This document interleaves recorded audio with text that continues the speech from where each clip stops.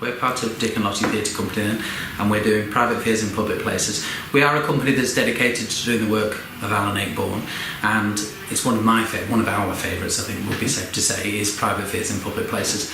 Probably one of my favourites because structurally I think it's very different Alan Ayckbourn play than you would expect, and he admits that himself actually, and I think it's structurally very different from all the work he's done prior and the work he's done since. Very filmic in its sort of structure. There's 54 scenes actually in the play, which is quite unusual for anything that you see on the stage, and he admits himself it's the closest thing he's done to putting a movie actually on the stage. Some of the scenes are very short, just literally like a few seconds long, whereas not necessarily any interaction with characters, just one character, whereas other scenes are much longer, and you find out a lot more about the characters individually, their connection with each other. I mean, the basic premise, I suppose, is we're looking at 6 people's lives, really, and they're all very separate individuals, but it's how their lives sort of interconnect through these 54 scenes. And I suppose the link to the title really is that we see these 6 people privately, and we also see them from a public perspective as well, and it's how then they meet and interact, and then through those 54 scenes it's getting to know those people by the end, actually caring for these people, and they are a very lonely set of people. It is a comedy, it is very funny, but it is all about that sort of being in London, being in a massive group of people but still being alone. They're very isolated, all the characters. The way that they do interact is almost at times accidental, but the impact of each person's actions then carries on to spread, and it has an impact on the other characters they've probably never even come into contact with. So you do get that sense of isolation when you're looking at the different characters, and this little microcosm of their life, which is really quite sad. But we have to remind you it is a comedy. Even though these people are quite sad and the situation is quite sad, there are some very, very, very funny times in it.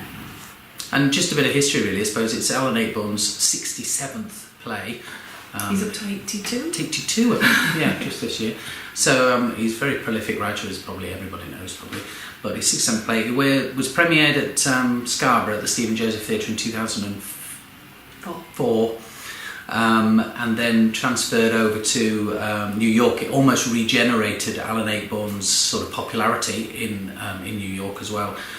The play received incredibly good reviews, and the whole New York theatre scene really sort of embraced the play, and subsequently Alan Ayckbourn, who has then subsequently done incredibly well over there.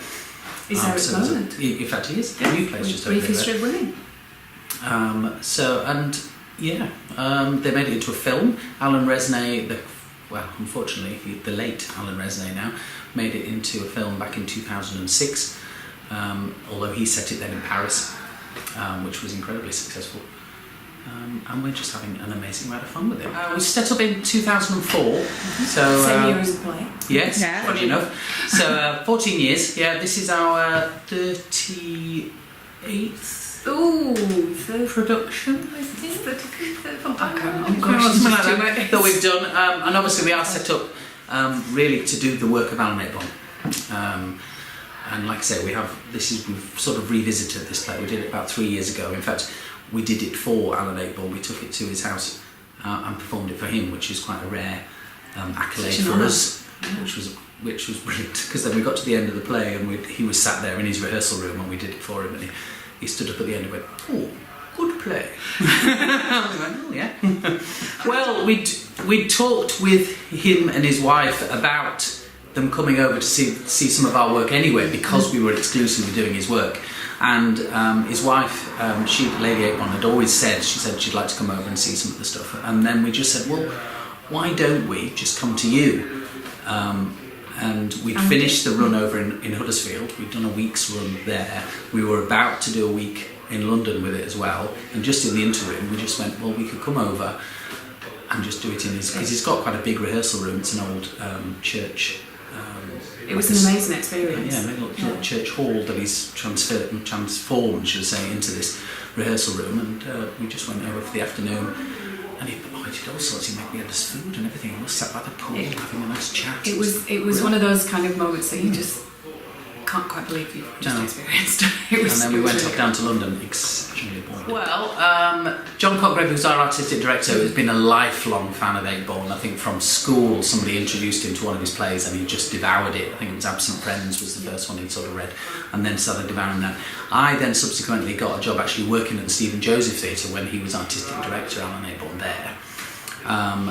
John Cotgrave then, who was working away, came back. He also started to work there at the Stephen Joseph Theatre, so we were working together with him, and that was a wonderful experience of sitting in his rehearsals, seeing how it worked, just finding all sorts of background information from staff that worked there, the actors, and it was just all that knowledge that came together. And when we decided to set up the company, it was more a case of, well, let's do what we know, and we started doing it. And his work just covers such a vast area of things.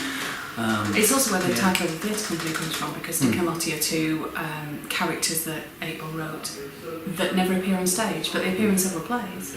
But you never actually You get never to see them, they're just mentioned. but they are mentioned. Yeah, And it's quite funny because one of the plays is Bedroom Farce, which we did recently.